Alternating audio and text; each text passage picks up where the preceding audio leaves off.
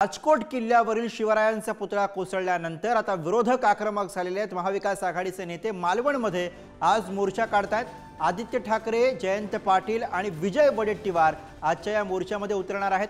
शिवप्रेमी सुद्धा राजकोटमध्ये आक्रोश मोर्चा काढणार आहेत। प्रशासन त्यामुळे अलर्ट मोडवरती दिसतंय।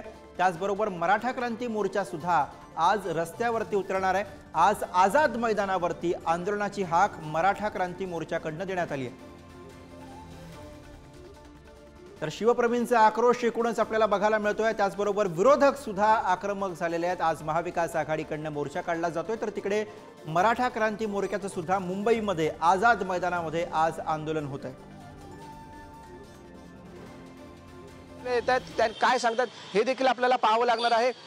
आणि सध्या जो इथे जो मोर्चा निघणार आहे, या निषेध मोर्चाचं नेतृत्व देखील ते कालपासून करतात। त्यांनी सांगितलं देखील आपल्याला आहे की कशा पद्धतीने हे नियोजन असणार आहे। आमदार वैभव नाईक साहेब, काय सांगाल आज जो मोर्चा निघतोय भरड नाका ते येथेपर्यंत, काय सांगाल त्याबद्दल? निश्चितपणे आज लोकांचा उद्रेक, शिवप्रेमींचा उद्रेक आज आपण बघितलं असाल की संपूर्ण मालवण बंद ठेवून लोकांनी दाखवलेला आहे।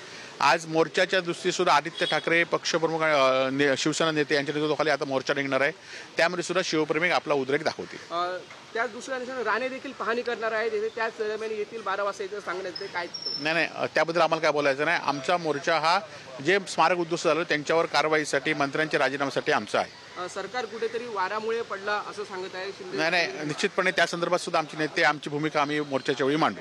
निश्चितच हे होते आमदार वैभव नाईक यांनी सांगितलं की आपली भूमिका आपण थोड्या वेळात स्पष्ट करू। हा मोर्चा इथे निघेल आणि त्यानंतर सर्व मालवणवासियांनी उत्स्फूर्तपणे आपली दुकाने बंद करून याच्यामध्ये सहभागी झाल्याचं आपल्याला इथे दिसत आहे। कॅमेरामॅन अमेय सुर्वेसह उमेश बुचडे, पुढारी न्यूज, सिंधुदुर्ग।